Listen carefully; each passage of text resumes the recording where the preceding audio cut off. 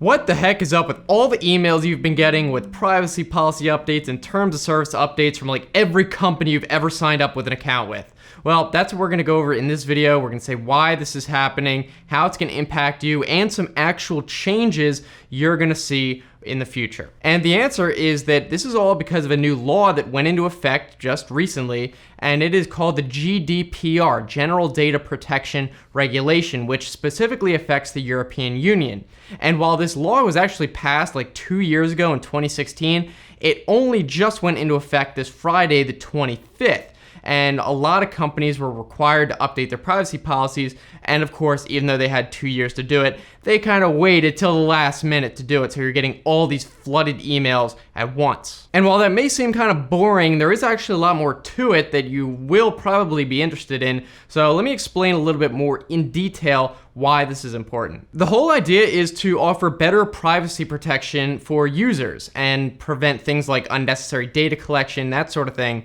And while this technically only applies to people in the European Union, a lot of these companies are just updating their entire privacy policy so it applies to everyone, including those in the United States and elsewhere. So while it may seem like these emails are annoying, you can kind of think of every email you receive as you slapping those companies across the face because they definitely would rather not want to update these privacy policies because they are literally getting less data about you, and it's better for us, not so great for them, which is better in my opinion. Now, the entire text of this regulation is quite long. It's like 99 articles or sections, and most of them do describe individual powers that the user will get from now on. So here's a couple random examples. One of them is Article 16, which basically says that if a company or data processor has information about you that is incorrect, you can force them to fix it and get the updated information by telling them, presumably. Or if they have incomplete information about you, you can also force them to add that information to complete it. Article 17 is a popular one. You may have actually heard of this before, and it is the right to be forgotten.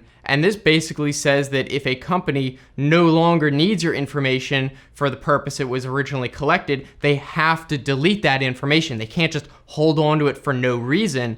And if you withdraw consent to have your data and they don't have any legal authority or reason to keep that data longer, then again, they have to remove that data if you tell them to. And also, a part of that is a requirement that they have to get your consent to collect any information about you. But you gotta be careful because a lot of these companies are definitely gonna be really sneaky. You know, they might put it in the terms of service that you're used to just automatically clicking agree, and they'll put it all the way at the bottom. Or maybe it'll be like a pop-up on the site that says, oh, you agree to collect cookies, and you're just, again, used to just clicking it. So you might wanna pay attention to that from now on. Another important requirement is that anytime there's a data breach, we've seen a lot of these and companies kind of held back on telling users, is they are required within 72 hours of finding out about a data breach to notify affected users and a certain regulatory body in the EU. So hopefully from now on, if there's any breaches, you'll now find out about it right away instead of these companies waiting like months or years before telling anyone. And then the final example we can mention here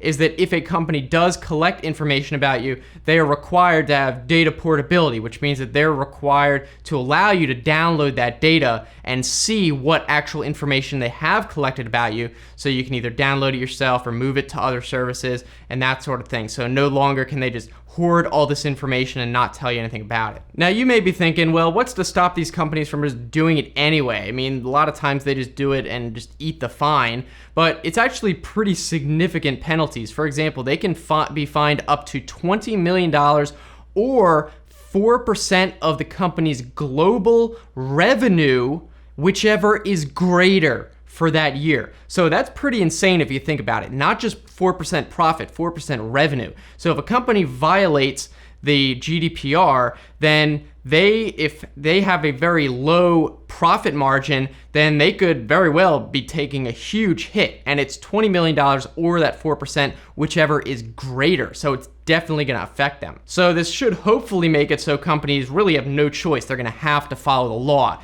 God forbid they do that, you know what I mean? So why don't I give you a few quick real examples so you can see this in action. So one example is Twitter. If you go into the settings, there's a new tab called Your Twitter Data, and then if you go down, there's a section called Interests and Ads Data. And this will actually tell you a lot of information you couldn't have before.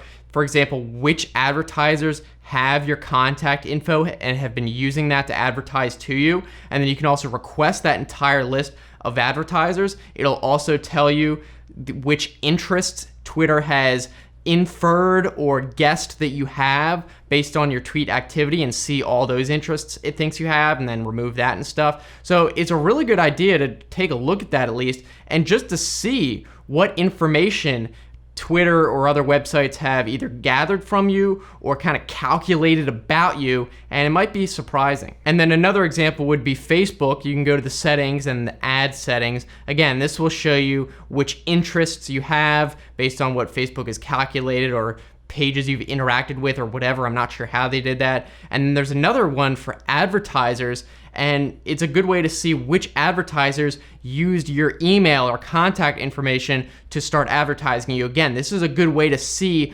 which advertisers actually had your contact information before and plugged that into Facebook. And a lot of these, I don't know how they got my contact information. Some of these I've literally never heard of, like a lot of music artists. And I imagine what happened is you signed up for some website and then they made you agree to be able to share it with third parties. And now before you know it, there's a ton of other services and companies and websites that now have your email address, and then you end up on a ton of different advertising lists. So again, you can go in there and remove yourself from those advertising lists, although presumably you can't take away your contact information if they already have it. You'd have to go specifically to them. But still, it's good to see, and pretty crazy how many of these companies had your information you never even knew about it. So that's really basically the lowdown on the whole thing and why you're getting these emails. And I actually recommend that you do read them if it's a website that at least is important to you, you use a lot. Apparently, these regulations and privacy policy updates are required to be in plain English, so it's easy to understand, so they can't just hide behind a bunch of legal jargon so you don't understand it. So these emails, again, might say, well, oh, by continuing to use our service, you agree to it. So it's important to actually read these emails at least, and hopefully the privacy policy updates, there might be stuff in there that'll make you think, I don't know if I like that. But anyway, hopefully this cleared some things up. Again, I'm not a lawyer. I don't really know the gist of 100% of this law, but that's the basics of it. So of course you can look up more information or read the actual text yourself. So if you guys have any other thoughts of your own, you can leave that down in the comments section. If you want to keep watching, I'll put some other videos right here on the screen. You can just click on those. And if you want to subscribe, I make a few new videos every week, so it should be worth it. So thanks again for watching, guys. I'm looking forward to hearing from you, and have a good one.